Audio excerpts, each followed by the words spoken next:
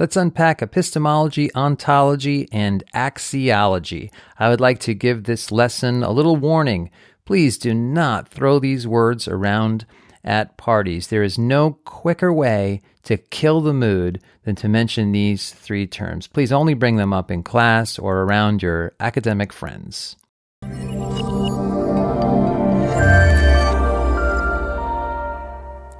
So first, let's do a little overview. These are the terms that describe the often unspoken assumptions about knowledge, people in society, and our values that rest beneath our favorite theories or favorite research. Each of them corresponds to a branch of philosophy, which can be very abstract, but let's not let that confuse us, because most people doing research don't spend vast amounts of time writing directly about epistemology, ontology, and axiology. The way it normally plays out is that researchers are just going about the research, and these areas or assumptions remain implied beneath the surface. Their research will leave clues, and so if they're so assumed or beneath the surface, then why do we even talk about them?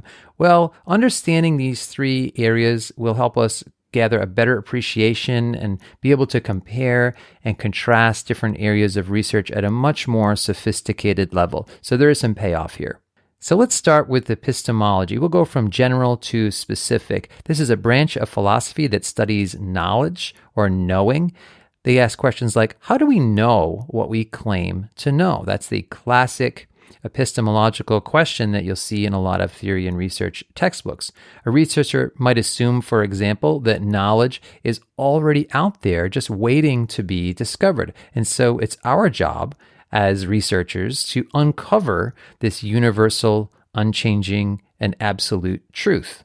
In contrast, other researchers believe that people develop knowledge based upon how they perceive the world and through their experiences. That's how we create knowledge. Still further along this spectrum is the relativistic view that believes that knowledge is a social construction. In essence, whatever we treat as knowledge is knowledge. There is no universal or absolute truth. These are epistemological positions that are getting at this notion of knowledge. But like I said, most researchers don't spend many paragraphs in each given journal article spelling all of this out. They normally just get on with their work.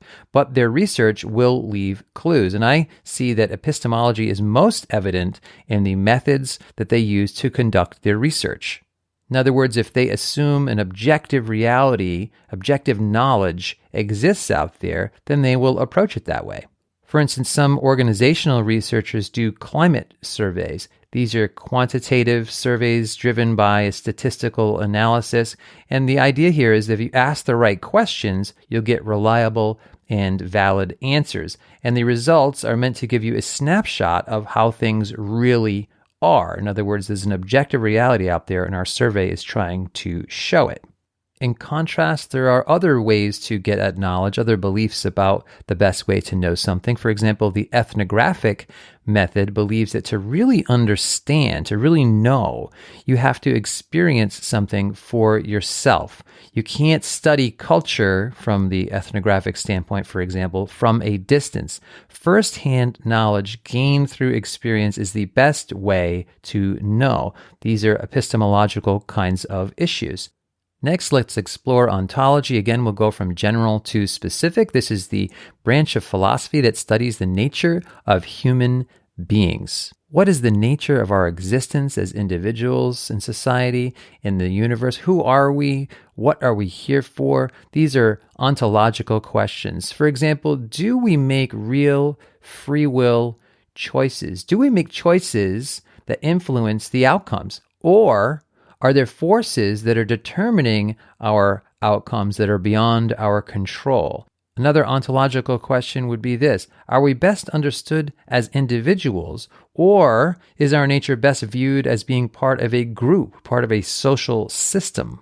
There's a movie called I, Robot, for example, an old movie with Will Smith. And in this story, there's a robot named Sonny, and he's very sophisticated, and he's trying to figure out why the guy who made him. What is his purpose? And that's an ontological question. There's a bit of dialogue where somebody asks him, Sonny, do you know why Dr. Lanning built you? And he answers, no, but I believe my father made me for a purpose. This is an ontological discussion. What is our nature? What are we here for? For me, the ontological assumptions beneath research and theory are pretty easy to spot. So, for example, if they're studying individuals, like through personality tests or trying to figure out people's traits, then they likely are approaching us as individuals in society.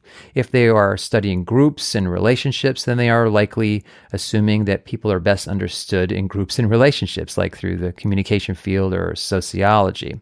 Another look at this is how we are situated in society in terms of the larger forces that we face. For example, does a theorist treat people as if they are at the mercy of a system that is out of their control, out of their hands? Or do they focus on the agency that people have to influence change? Depending upon their position, they are taking different ontological positions or assumptions about their research, and you can usually see that in the way they write it up. And third, let's talk about axiology. Again, we'll go from general to specific. This is a branch of philosophy that studies values. They ask questions about the values that guide our research to begin with. For example, what do we consider to be good or bad, right or wrong, beautiful or not? What do we value? Another axiological issue is what values might result from or be the outcome of our research. Axiology often asks questions about the extent to which our research can be totally neutral, or does our researcher opinion come into play and our personal values shape how we conduct and write up our research?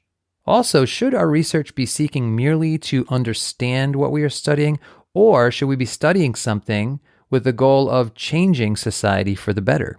That's an axiological question. And if we want to change society, what do we consider better? In other words, what do we value? Would it be more economic equality, better health, deeper relationships? These are all axiological issues.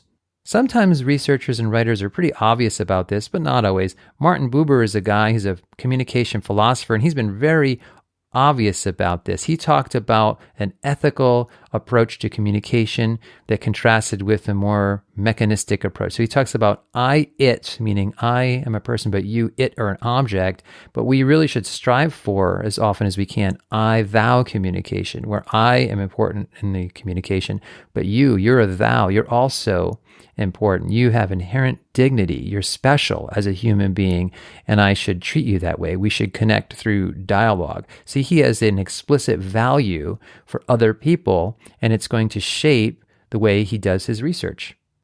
So when I first got exposed to epistemology, ontology, and axiology and began to take it seriously, I developed a much more sophisticated reading of the research that I was exposed to. I didn't see them all as separate and independent pieces. I saw them all as having similar or different kinds of assumptions that informed their approach.